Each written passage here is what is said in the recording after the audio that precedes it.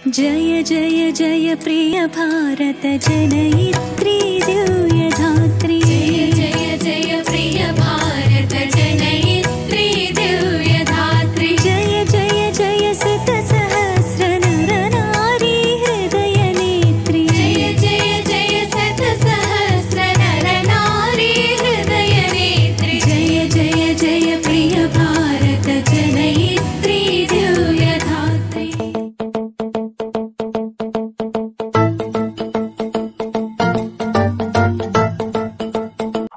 క్షీరాబ్ది ద్వాదశి శుభాకాంక్షలు. శ్రీభారత్ వీక్షకులందరికీ కూడా కార్తీక మాస శుభాకాంక్షలు కూడా. కార్తీక మాసం అనేది విష్ణువుకు శివుడికి ఇద్దరికి కూడా ఇష్టమైన మాసం. దీనికి దామోదర మాసం అని కూడా పేరు. ఇది చాంద్రమానంలో 8వ నెల, శరదృతువులో 2వ నెల. చలికాలం కావడంతో చీకటి ఎక్కువగా ఉంటుంది, పగలు తక్కువగా ఉంటుంది. సాయంకాలం అందరూ గమనిస్తూ ఉంటారు, అందరి ఇళ్లలోనూ గుమ్మాల దగ్గర దీపాలు పెడతారు, కళకళలాడుతూ ఉంటాయి. దీపావళి మరునాడు అంటే పాడ్యమే, కార్తీక మాసం పాడ్యమే మొదలుకొని నెలంతా కూడా స్త్రీలందరూ కూడా కార్తీక పురాణం చదువుతారు. ఇళ్ల దగ్గర ఎక్కడైనా తులసి చెట్టు ఉంటే తులసి చెట్టు దగ్గర కూర్చొని చదువుతారు. నెల రోజులు కూడా పండుగలే చేసుకుంటారు. ఇది హరిహరుల మాసం గనుక వీళ్ళిద్దరూ బావమరుదులు పరస్పరం సహాయాలు చేసుకుంటారు. రామావతారంలో శివుడు హనుమంతుడుగా జన్మించి సహాయం చేశాడు. వీళ్ళిద్దరే కలిసి జలంధరుడు అనే రాక్షసుడిని సంహరించారు. అద్వైత తత్వాన్ని ప్రబోధించే నెల ఈ కార్తీక మాసం. ఈ నెలలో పాడ్యమి, చవితి, పౌర్ణమి, చతుర్దశి, ఏకాదశి, ద్వాదశి ముఖ్యమైన తిథులు. ఈ నెలంతా కూడా ఆలయాల్లో రుద్రాభిషేకాలు, లక్షపత్రుల పూజలు, కుంకుమార్చనలు చాలా చేస్తారు అన్నమాట. ఉదయమే చన్నీటి స్నానాలు చేస్తారు. కార్తీక మాస వ్రతాలు కూడా చేస్తారు.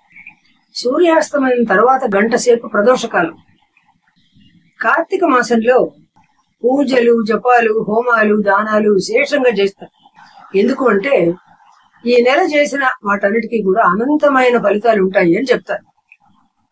ఉపవాసాలు చేస్తారు, అపక్వాహారం స్వీకరిస్తారు. ఈ నెలలో ముఖ్యమైనది ఏమిటి అంటే ఉత్థాన ఏకాదశి.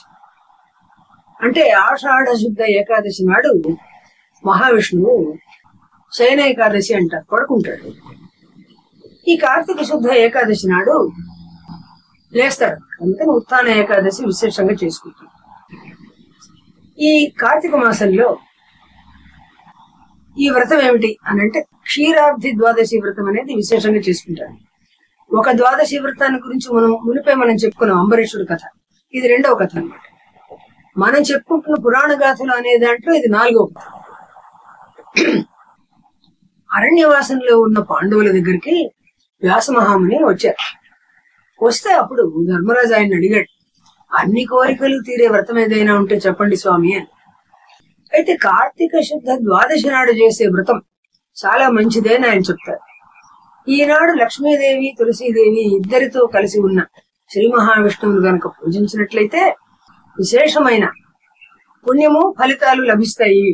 తులసి కథను వింటారు, అందరూ దీపదానం చేస్తారు అని చెప్తారనమాట. ఈ దీపదాన మహిమను గురించి కూడా మనం తెలుసుకుందాం.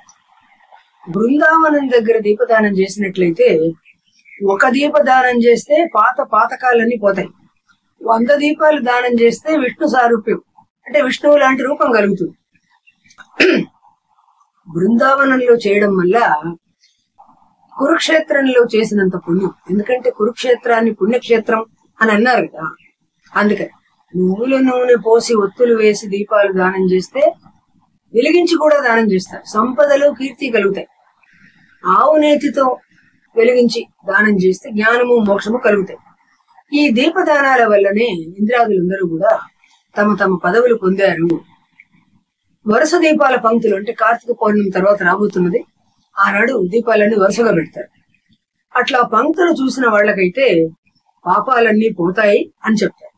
ఈ దీపదాన మహిమని గురించి వింటే గనుక మోక్షమే అని చెప్తారన్నమాట. ఇక తులసి మహాత్మ్యాన్ని గురించి మనం చెప్తాం.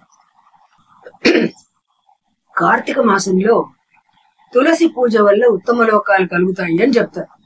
ఇళ్లలో మొక్కలు నాటి పెంచే వాళ్లకు ఆ చెట్టుకు ఎన్ని వేళ్లు పారుతాయో అన్ని మహాయుగాలు విష్ణులోకంలో వాళ్ళు ఉంటారు అని చెప్తారు. తులసి ఆకులు వేసినటువంటి నీటిలో స్నానం చేస్తే పాపాలు పోవడంతో పాటు వైకుంఠ ప్రాప్తి కూడా కలుగుతుంది అని చెప్తారు.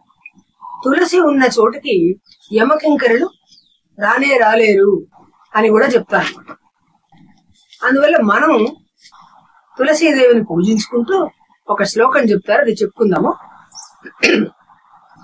యన్మూలే సర్వతీర్థాని యన్మధ్యే సర్వదేవతాః యదగ్రే సర్వవేదాశ్చ తులసీ త్వాం నమామ్యహం.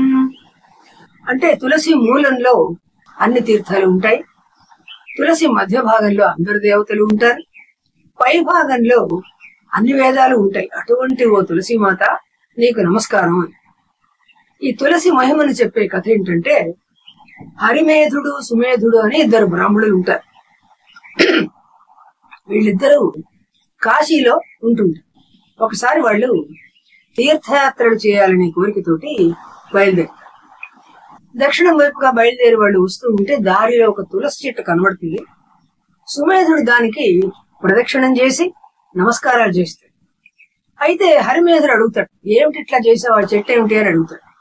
అడిగితే కొంచెం దూరం వెళ్లి మనం విశ్రాంతి తీసుకుందాము, అప్పుడు చెప్తాను అంటాడు సుమేధుడు. వాళ్ళిద్దరూ కొంత దూరం నడిచేటప్పటికి అక్కడ ఒక మర్రి చెట్టు ఉంటుంది, చాలా బాగా చల్లటి నీడ ఉంది దాని కింద అని దాని కింద వాళ్ళిద్దరు కూర్చుంటారు విశ్రాంతి. అప్పుడు సుమేధుడు హరిమేధుడికి చెప్తాడు అన్నమాట, పూర్వం దేవాసురుడు క్షీరసాగరం చిలిపితే ఐరావతం, ఉచ్చైశ్రవం, కల్పవృక్షం ఇట్లాంటి వాటన్నిటితో పాటు మహాలక్ష్మి కూడా పుట్టింది. ఆ పైన ధన్వంతరి భగవానుడు అమృత కలశం చేతితో పట్టుకుని బయటకు వచ్చాడు. శ్రీ మహావిష్ణువుకు ఎట్టకేలకు అమృతం లభించింది కదా దేవతల రక్షణ కోసం అని చెప్పి ఆనందం కలిగి కన్నీళ్లు వచ్చాయి. ఆ ఆనంద బాష్పాలు ఆ అమృత కలశం మీద పడి తులసి చెట్టు అయింది. ఆ తులసి చెట్టే మహావిష్ణువుకు చాలా ప్రీతికరం. అందువల్లే ఆ తులసి చెట్టుకు నేను ప్రదక్షిణ నమస్కారం చేశాను అని చెప్పాడు. ఇట్లా సుమేధుడు చెబుతూ ఉండగానే వాళ్ళు కూర్చున్న మర్రి చెట్టు పెడపెడమంటూ కూలిపోయింది కిందికి. వీళ్ళిద్దరు తెల్లబోయారు. అందులో నుంచి సర్వ అలంకారాలు ధరించినటువంటి ఇద్దరు దివ్యమంగళ రూపులు దేవతలు బయటకు వచ్చారు. వీళ్ళకి అర్థం కాలే మీరెవరు అని అడిగారు. వాళ్ళేం చెప్పారంటే, వాళ్ళల్లో ఒకడి పేరు ఆస్తికుడు. అతను ఏం చేశాడంటే, రోమశ మహాముని తపస్సు చేసుకుంటున్న ప్రాంతంలో తన స్త్రీలతో కలిసి జలక్రీడలు ఆడుతున్నాడు. పూలదండల్లోంచి పూలు తీసి వాళ్ళ మీదకి వినోదంగా విసిరాడు.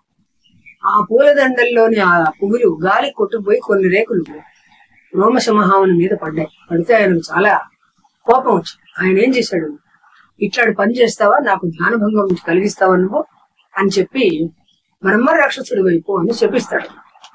శపిస్తే అప్పటి నుంచి నేను ఇట్లా ఈ మర్రి చెట్టులో పడి ఉన్నాను. ఇప్పుడు నీవు చెప్తున్న తులసి మహిమ కథ వినగానే నేను శాప విమోచన కలిగి నా రూపం మునుపటి రూపాన్ని పొందాను అని చెప్పాడు. తర్వాత ఇక రెండవ వాడు ఒక ఋషికుమారుడు. ఆయన కూడా ఏదో తప్పు చేసి గురువు శాపం వల్ల బ్రహ్మరాక్షసుడై ఆ మర్రి చెట్టు త్వరలోనే ఉన్నాడు. వీళ్ళిద్దరూ కూడా ఈ బ్రాహ్మణులిద్దరికి ప్రదక్షిణ నమస్కారాలు చేసి తమ తమ దివ్య విమానాలలో తమ దివ్య లోకాలకు వెళ్లిపోయారు. ఈ కథను విన్న వాళ్ళందరికీ కూడా పాపాలు పోయి ఉత్తమ గతులు పొందుతారు అని చెప్పి బ్రహ్మదేవుడు నారదుల వారికి చెప్పాడని, నారదుల వారు తనతో చెప్తే తానిప్పుడు ధర్మరాజుకు చెప్తున్నానని వ్యాసుల వారు చెప్తారనమాట. ఇది క్షీరాబ్ది ద్వాదశి నాడు పూజ చేసి విష్ణు పూజ చేసి చెప్పుకోవలసిన కథ. దీన్నే క్షీరాబ్ది ద్వాదశి వ్రతం అంటారు. తులసి పూజ కథ కూడా ఇదే. క్షీరసాగరం చిలికారు గనుక ఈ ద్వాదశిని చిలుకు ద్వాదశి అని కూడా అంటారు. తులసికి ఉసిరిక మొక్కకు ఈ క్షీరాబ్ది ద్వాదశి నాడు విశేషంగా పూజలు చేసి పెళ్లి చేస్తారు. ఉసిరిక మొక్క విష్ణు స్వరూపం గనుక ఒక మొక్కను తీసుకువచ్చి తులసి కోటలో పాతి దీపాలు పెట్టి పసుపు కుంకాలు అక్షింతలు అవన్నీ వేసి పూజలు చేసి దీపారాధన చేస్తారు. ఈ తులసికున్న విశేషమైన లక్షణాలు ఏమిటి అంటే, వైద్య సంబంధ వ్యాధులు, వాతాలు, దుర్గంధాలు పోగొడుతుంది. దగ్గు, శ్వాస ఎక్కిళ్లు ఇట్లాంటి వాటి పడినా కూడా తులసి నివారిస్తుంది. వాస్తు దోషాలు కూడా తులసి చెట్టు ఇంట్లో ఉంటే పోతుంది. అందుకని చాలా మంది ఇళ్లలో తులసి మొక్క పెంచుకుంటారు. అట్లాగే అది పెంచుకునే అవకాశం లేని అపార్ట్మెంట్ వాసులు వెండితో గాని, రాగితో గాని, బంగారంతో గాని తులసి మొక్క విగ్రహం చేయించి దాన్ని పూజలో పెట్టుకుంటారు. ఇట్లా ఈ తులసికి ఉన్నటువంటి విశేషమైన మహిమను మనం చెప్పుకున్నాము. ఇప్పుడు అందరిళ్లలో కూడా దాదాపుగా తులసి చెట్టు ఉండనే ఉంటుంది. చిన్న చితక జలుబు, దగ్గు ఇట్లాంటివి వచ్చినప్పుడు తులసి చెట్టు ఆకులు తీసి పిల్లలకి రసం పిండి ఇవ్వడం ఇవన్నీ మనం చూస్తూనే ఉంటాం. క్షీరాబ్ధిని చిలకడం వల్ల పుట్టిన తులసి చెట్టు కనుక దీనికి ఇంత పవిత్రత కలిగింది. మిగిలిన చెట్లకు లేని తులసి చెట్టుకు ఉన్న ప్రత్యేక లక్షణం ఏమిటి అంటే, మిగిలిన చెట్లన్నిటి కింద రాత్రి పూట పడుకోకూడదు అంటారు. ఎందుకంటే అన్ని చెట్లు పగటి పూట ప్రాణవాయువు అంటే ఆక్సిజన్ వదిలిపెడతాయి, రాత్రి పూట మాత్రం కార్బన్ డైఆక్సైడ్ వదిలిపెడతాయి. తులసి చెట్టుకు మాత్రం 2 సార్లు అంటే 2 పూటల రాత్రింబవళ్లు ఆక్సిజన్ విడుదల చేసే సుగుణం ఉంది. అది మంచి లక్షణం కనుక తులసి చెట్టు కింద రాత్రిపూట పడుకున్నా కూడా మనకు ఏ రకమైన ఆపద కలగదు అని పడుకోవచ్చు అన్నమాట. ఈ విధంగా తులసి చెట్టు మనకి ప్రాణదాత కింద పనిచేస్తుంది కనుక ఈ తులసి మహిమను కీర్తించుకుంటూ మనం ఈ కథను ముగించుకుందాం. నమస్కారం.